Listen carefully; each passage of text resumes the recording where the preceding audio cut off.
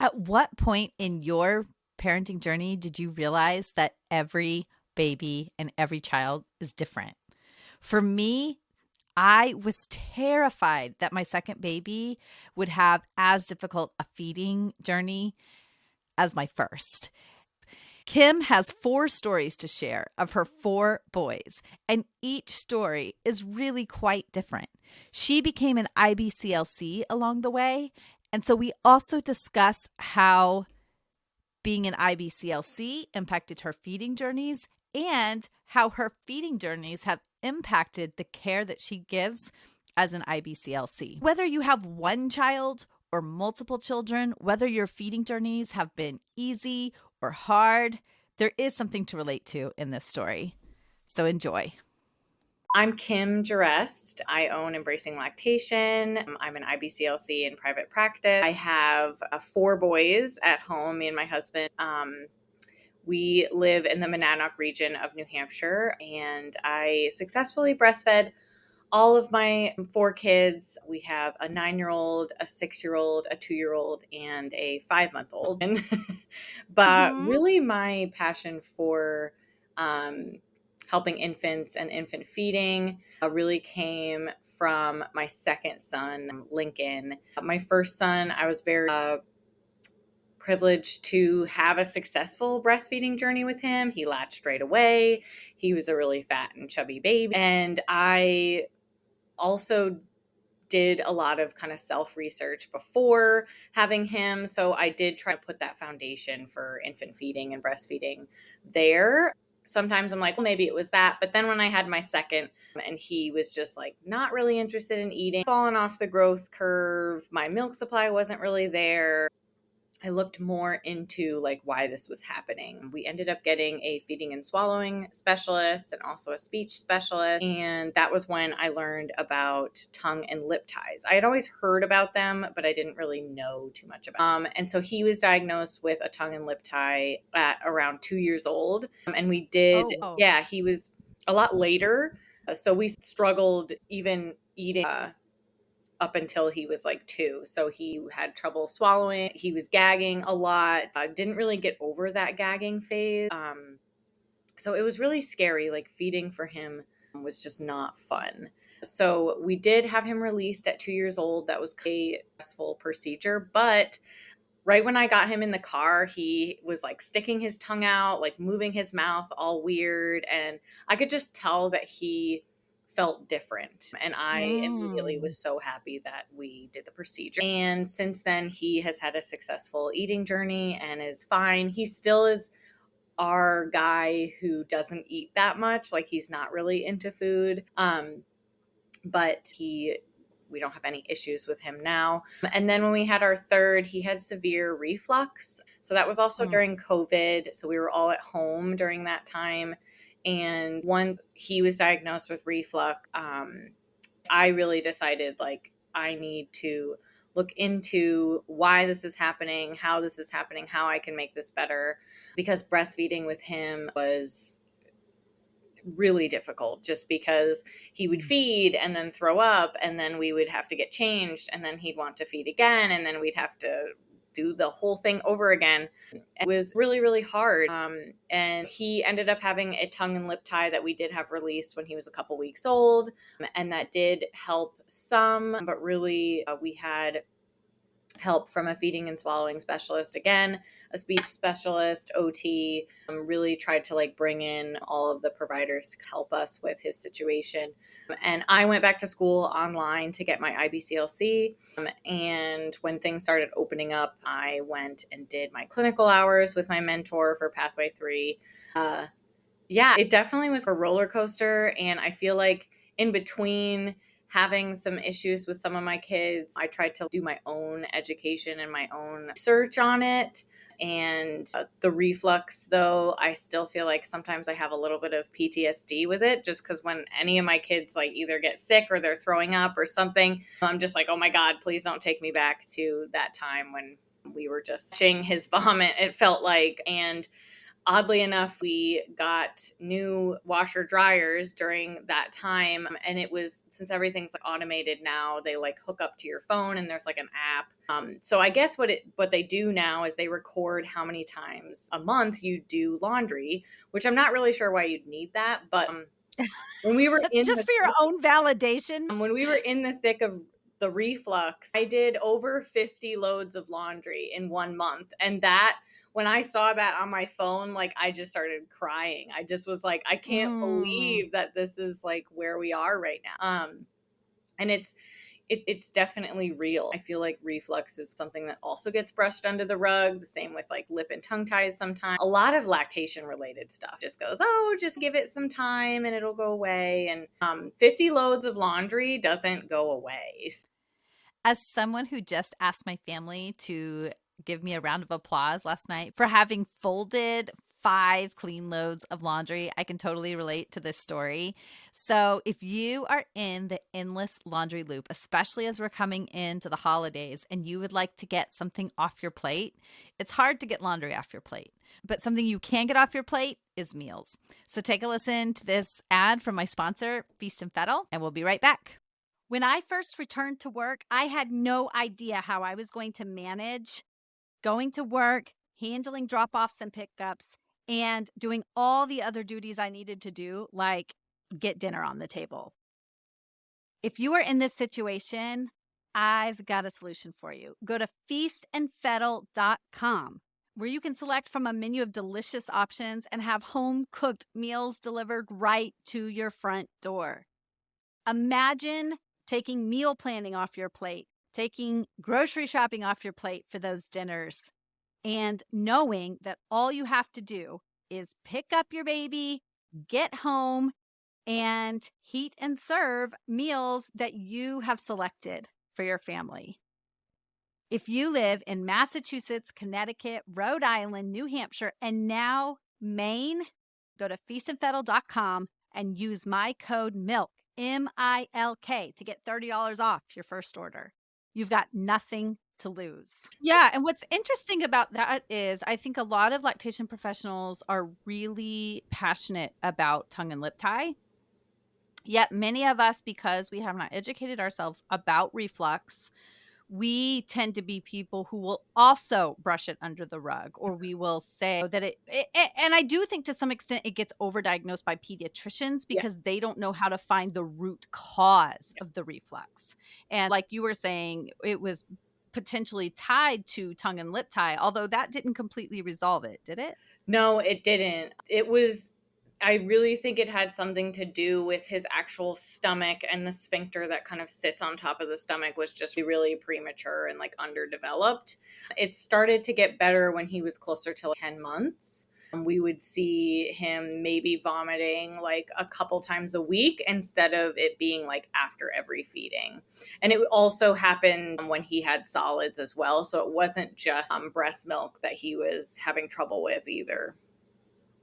Yeah. So I want to take you back a little bit because you mentioned how the first experience you had breastfeeding was blissful in looking back. That's not a word you used, but almost like the perfect experience, would you say? Yes. Yep. I had a robust milk supply with him. He latched right away. He was a very tall baby and is still a tall kid.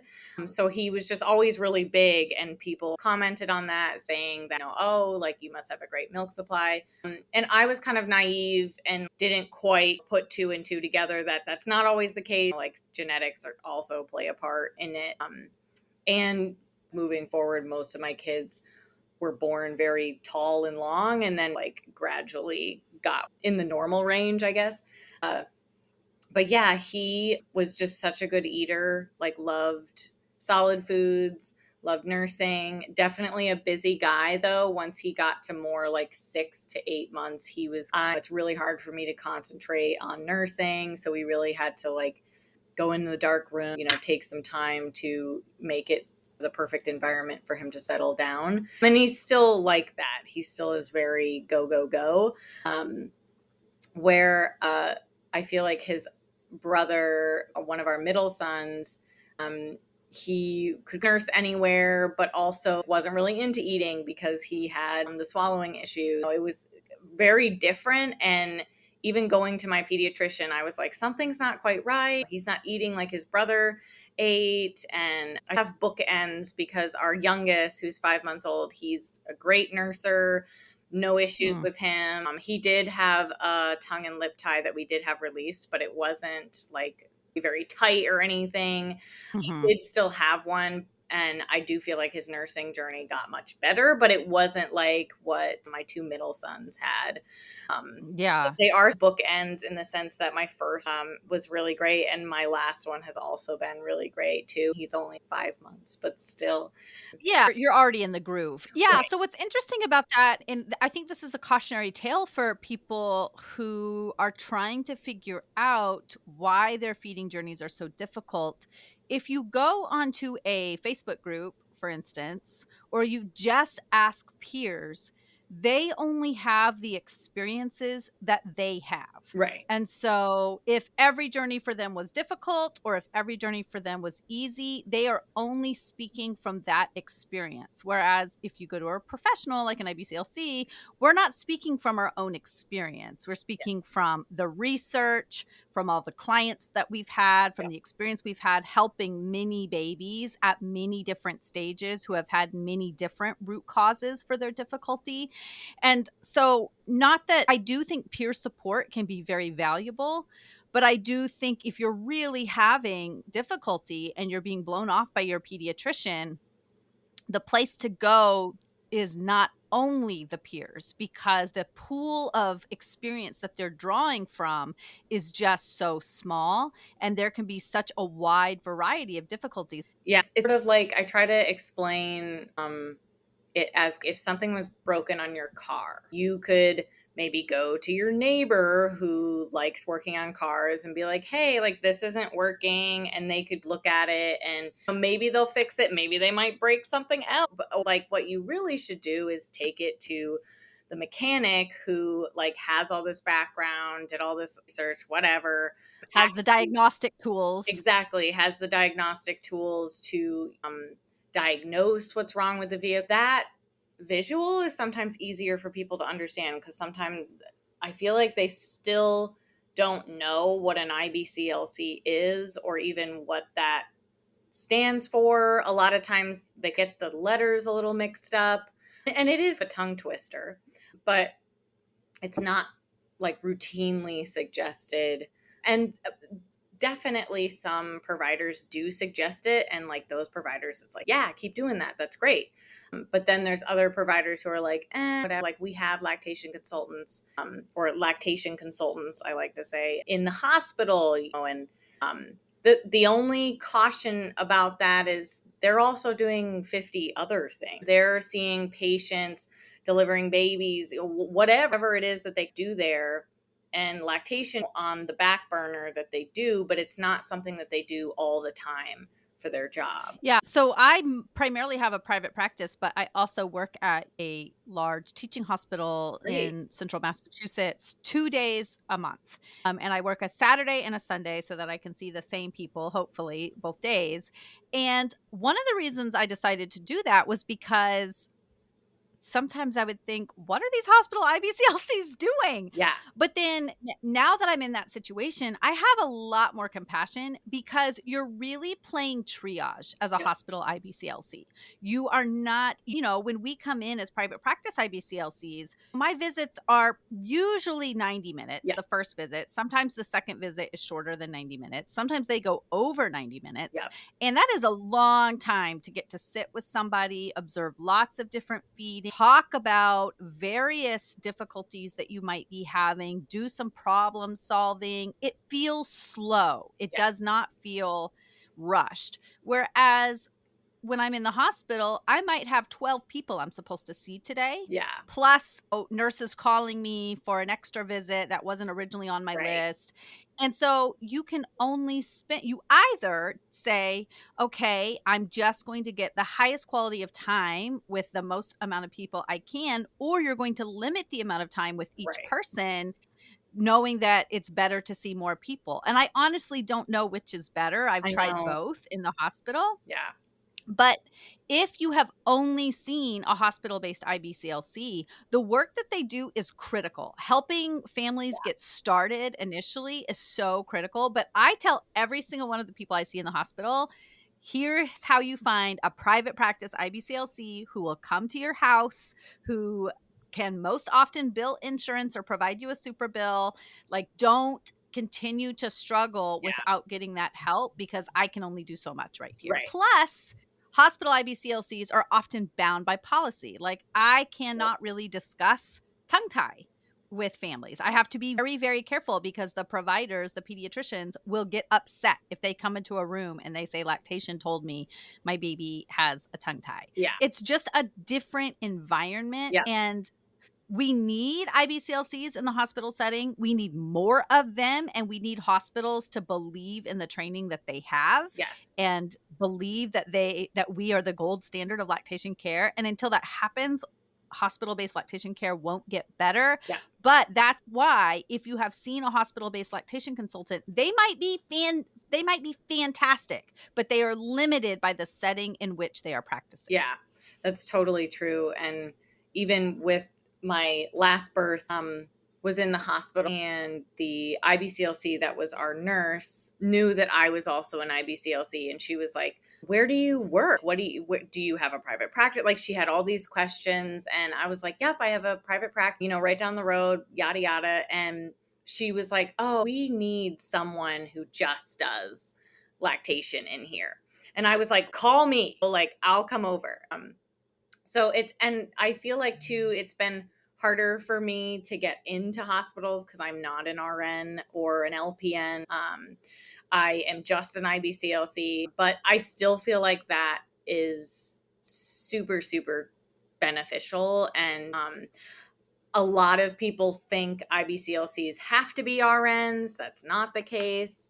So there's a lot of pieces that sort of are evolving. And I think we're getting close to having a really supportive community. It's just like everything, it just takes time. But that's awesome that you're already like in a hospital. I think that's great. I've been trying to get my feet in there and more squeaky wheel. Yeah, exactly. Yeah. So I would love to know. I always told people, so I was a CLC by the time I had my second baby, but I was not an IBCLC. And so I hired an IBCLC private practice to come to my house. I had a home birth, so it was a little bit different. I wasn't in that hospital setting where there were people coming in. But I've always said, if I were to ever give birth again, which I'm in my 40s and that's probably not going to happen, but if I ever were and I was in a hospital setting, I would not say a word about being an IBCLC, Oh, because funny. because I would just want to get the help without anybody thinking like, oh, you know what you're doing, because you can't really be your own IBCLC. Very true. I feel, and it's the same as sometimes in the hospital setting. I've had several experiences where the patient was an OBGYN nurse. So she at that same hospital. Yeah. And you see a lot of people saying, "Oh, you know what you're doing." But honestly, it's different when it's your Yep. baby and you're worrying about the baby. So I give the same education to those people as I would to any other person. Yep. And I might say, "Oh, you probably know this, but I just want to tell you, to honor their position, but also to make sure that we're not forgetting to provide the same care to them." So I would love to know what your experience was like as an IBCLC giving birth in a hospital. You mentioned a little bit about that conversation with the nurse, but I'd love to hear a little bit more about that. Yeah, that was my second hospital birth. Our four boys, or three of our boys, were born at home. Our last one was at the hospital. And so I've had two hospital births. One of them was a surrogate birth, so that baby wasn't ours. And then our last son, he was born at the hospital. So that that hospital, we also utilized pediatrics there. My youngest sister was born there, so we've been in flowing circles with that hospital. So they knew that I was an IBCLC even when I was like touring, just because I go there all the time. I've spoken openly that I am an IBCLC, but the nurse that we had, her name was Pam. The first thing she said when she came in, because I ended up having a C-section because he was a very big baby. Um, Mm. and I had significant blood loss. So I was very out of it. She came in and she was like, look, I know you're a lactation consultant, but with your own baby, which I was in love with this, that she was even saying this to me. She was like, but your own baby is different. And so I'm still going to, like you said, give you some support. And I was like all for it. I was like, yes, please. Like kind of, I don't remember everything because I just experienced this traumatic surgery. And she was great. She was perfect. I don't feel like she hounded me on things. I feel like she reminded me about a couple things that I would have reminded a client. But at the time, I just didn't remember because it was my own baby. And it's like the situation of, when you're a babysitter, you're like, oh yeah, I've been with kids. And once it's your own kid, though, it's completely different than babysitting. So Yeah. they were, yeah, Was this your first C-section? this was my first C-section. Okay. Yeah. So that's even different. Oh, like Right. you've So that probably helped whole plenty of procedure, people. yep, it was Yeah. completely I'm different. hats off to Pam for acknowledging that you knew your stuff, but also saying, I'm not going to forget about you. I'm Right. going to provide you the same care I would anybody else. Was Pam an IBCLC or was she an She was like patient nurse? actually, and she even called me a couple months after the birth to double check on how I was doing. And I told her, Wow. please keep doing that to all your Mm-hmm. other moms and babies, because it meant a lot. Like it Yeah. totally meant a lot. Yeah.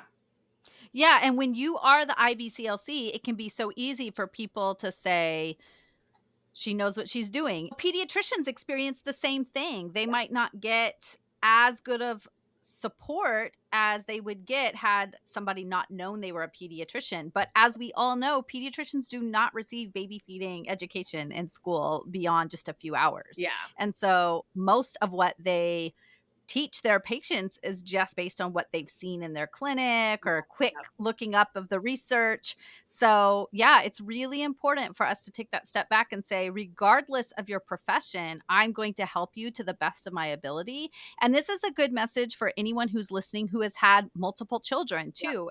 If you have had 2 children already and this is your third baby, I'm still going to come in and provide the same care as I would if it were your first baby, because as you have demonstrated with your various feeding difficulties, every baby is going to be a new and different experience. So you might know a little bit more about the various positions and holds there are, but it might be more difficult for you to get your baby to open wide, for instance, because this new baby's body is different compared to your body than your other babies. Yep, exactly. And I've told many clients, hey, like each kid is completely different. And it's so true. And I do feel like there is like some part where you're like, I don't think so. Like they're sort of all the same, but they're not. They're completely different people. They do ride the same kind of track, but other things get thrown in there.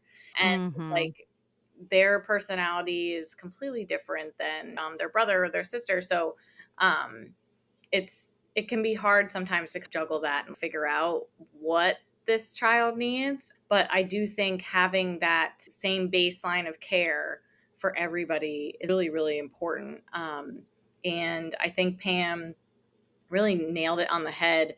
And she was actually our favorite nurse. And people, so my license plate actually says IBCLC. So Oh, it does? yeah, so all of the nurses that were changing shift thought that car was Pam's. So when they came in, they were like, Pam, did you get a new car? Because I think she was the only IBCLC in the, and so we joked around about that. And I told her, I was like, you can tell everybody that it's your new car. It's fine. And yeah, so it was like this fun moment that we had because the birth was definitely really traumatic. And then I did feel still super supported. And even with the amount of blood loss that I had, and just the trauma, our breastfeeding journey started out really well. And I feel like it went so well that he really didn't want to take a bottle. Mm. It's all different. So luckily in the past couple of weeks, he has finally taken a bottle. Oh, good. But yeah, Yeah, all I experience would love it to. all. Yeah, exactly. I would love to talk to you about that a little bit. I actually have my brain is going in a bunch of different directions, but I do want to ask you about the bottle refusal, but I want to take you back to thinking about all the difficulties that you've had, the severe tongue tie, the swallowing difficulty, Yeah. the flux. And so now when you are helping clients, I know for me, my oldest suffered with severe tongue tie that really never did get resolved. And that was almost 10 years ago. So now we know so much more about it than we did then. Like I never did any oral exercises Mhm. pre or post. So we just didn't know about that. And so now sometimes I feel like I see tongue tie in every baby. And I'm like, why is it me just like putting my own experiences onto this client? And then I have to take a step back and say, no, like this is what you've learned. Yeah. This is how you have learned to do a functional assessment. Oh, and I go over the functional assessment checklist with the parents and I do the oral assessments. And then I have to say, no, you are not coloring what you experienced. You're not coloring this client's experience with your own experiences. But do you have difficulty separating that as an IBCLC? I'm getting a little vulnerable here, and I'm inviting you to do the same. But when you're seeing somebody who's struggling with swallowing or struggling with spitting up, is it hard for you to separate your own experience from what they are experiencing, or have you found a way to manage that? Really great question. I feel like sometimes I do. It kind of depends on my connection with the client. Like if we really connect like right off, then I do tend to feel those kind of feelings come up when I see certain things, especially the reflux. Just because that was so like out in the open, where like the tongue tie, I feel like I have to get like very intimate in that infant's mouth to see it. And then obviously I'm nursing at breast, see how they do. I feel like that's a little bit more intimate, so it takes more stuff to come out for me to have a reaction, if that makes sense. But Mm-hmm. I I feel like it'll be harder for me if the client doesn't want to do anything about it, if they are like, nah, whatever. And I do respect their decisions, but I can tell that I'm like, ooh, the future could be really difficult. Right. Yeah. So I silently have that monologue where I'm just like, well, the future gonna suck. And sometimes I'll try to reintroduce it again when those questions come up. I'm still having pain or there's a lot of damage or something. I'm like, Mm-hmm. well, that's probably due to XYZ. A lot of times I'll end up bringing it up, not because I want to cut everybody, but just because it is impacting their feeding, especially the tongue or lip tie. So it does tend to come up more if it's not resolved, just because it Mm-hmm. affects a lot of things. But I do Yeah. see myself in some of the situations.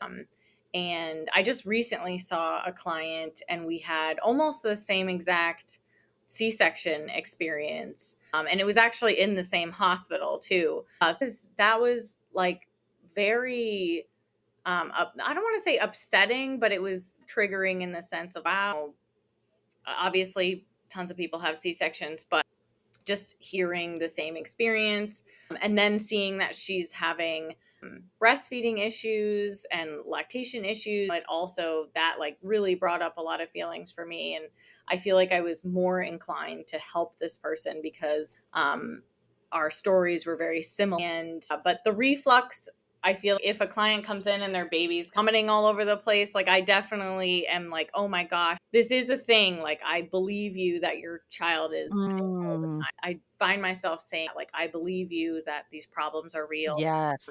Because so many other providers, especially pediatricians, will write it off or not really address it because they don't know enough about it. So they just won't address Mm-hmm. it. Um, Or they'll just write a script and the parent wants their baby to feel better, but they also want to know, why is this happening? right. Yeah. Yeah. Is the why is very big. Yeah. Yeah. And for me, one of the things I like to do when I'm working with a client who has a very difficult case, I just like to say, hey, I want you to know that I see lots of people feeding lots of babies, and your experience is truly difficult.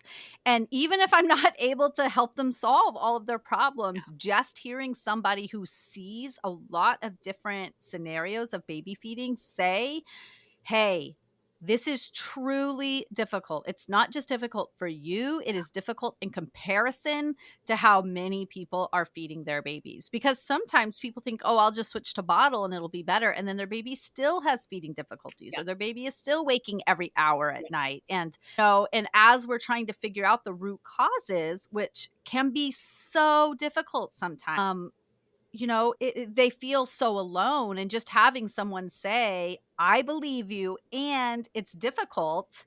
It Yeah. truly is difficult. You're not just making this up in your head, can help to just relieve a lot of the anxiety of, am I just crazy? Like, why is this so hard? I should be able to feed my baby. Yeah.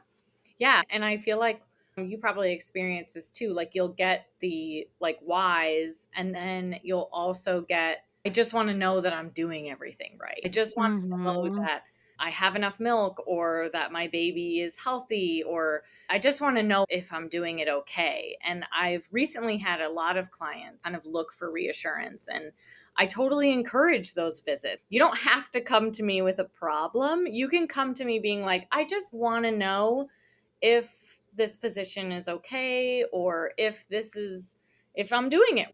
Because I do feel like we tend to ask that with anything new that we do, whether it's like driving a car or like sewing a quilt or something. Am I doing this right?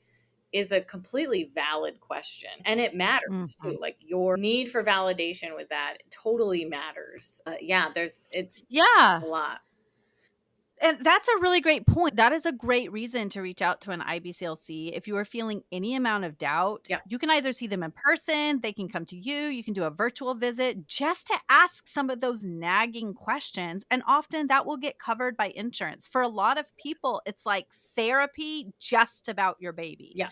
and just about your baby's feeding, because they are such long and intimate visits Hmm. that the first thing I do with anybody is just check in. Hey, how are you feeling overall? What are the things you're most concerned about? What are the things that you're feeling good about? Like, so people walk away from appointments, even if they haven't solved a specific difficulty, feeling like I got listened to, I got to ask a lot of questions and have an expert tell me their opinion. And I never say you need to do X, Y, and Z. I Same. always say these are your options. You get to choose from this menu of options, either do nothing or try this adjustment or try that adjustment. And I'm always trying to check in, do you think this would work for you? Because so many times I hear that people get advice that won't work for their lifestyle. If you're a single mom, for instance, and you have two other kids, you can't do a baby moon and be in the bed all day with your baby. That's not realistic. Yeah. So then we have to find other ways of helping that person cope with whatever difficulty they're having. Yeah. No, and that's perfect. I think really tailoring your support to specifically each client really helps practice thrive, because you're not just like a cookie cutter provider. You're really like making sure that it's an intimate um, visit, and that whatever you're suggesting works for that family. I think that's important. And I definitely get feedback from clients of just, wow, you said so much more than the pediatrician, and you did so much more. And Mm. sometimes at the end of visits, I'll be like, did I do enough? Did I suggest enough? I Did I know. suggest too Yeah. much? Was I Right. talking too much? Was I not I know. listening, or did I listen too much and not suggest enough? Like I definitely do doubt myself a little bit, because it is like a hard profession, but I love doing it. But like it's a very like intimate profession, and also I want to get it right the first time, if that makes sense. Yeah, yeah. And I think the fact that you are asking yourself those questions after visits shows that you're somebody who has a growth mindset. So many times we meet professionals who are in the perinatal field who aren't willing to say, oh, you know what? I need to change the way I approach that person, or that visit didn't go exactly how I wanted. Right. Let me make an adjustment. And I think that's a critical part of working with people in the perinatal period. Yeah, I agree. Us most IBCLCs can help with just about any feeding difficulty. And I always tell people, if I don't know exactly how to help you, I know so many other professionals that I can reach out to and ask questions of and follow back. I'm never going to pretend I know something if I don't. Right. So I will help you, whether it's me directly or me reaching out to somebody else and then coming back to you. But we all know that the things that we experience, we often become pretty passionate about, and then we're able to then help our clients. So let's say somebody is experiencing lots of swallowing difficulties, or they've had the tongue tie procedure, yet they're not seeing progress, or they're dealing with reflux. How can somebody reach out to you? Do you work both virtually and in person? Yes, a great question. Yeah, so I do have an office and I do offer office visits, home visits, and virtual visits. So anyone can visit my website, embracinglactation.com. I do accept most insurance plans. I'm currently trying to get in network with more insurances, but I'm sure, as you know, that's kind of its own ball. Yes, I it's a also, slog. yeah, oh gosh. Um, I also offer discounts for families receiving state insurance or on WIC. I do tend to like work with those families as well too if financial is kind of an issue. But you can book online. You can also send me an email on my website as well, or follow me on Instagram at Embracing Lactation. I do also have a YouTube channel that I started like years ago when I was pregnant with my second, I think. So it has a lot of free breastfeeding advice. I mainly started it when I was a CBS, so a certified breastfeeding specialist. And so sometimes when people are like, oh, I want some information, I'll sometimes send them there. So you can check that out as well too. There's a lot of exclusively pumping advice on there because I actually also specialize in exclusively pumping too. A lot of different hats. But yeah, reflux, swallowing, really any of those kind of acute issues, I'm more than happy to support families in. Thank you so much for coming on to share your personal experiences and how that has shaped what you do as an IBCLC. I'm so happy that you're in my area and that hopefully we can meet in person sometime. But this has been a really fun conversation. Thank you so much for having me. And yeah, it's been great meeting you. Hopefully we can definitely get together soon in person.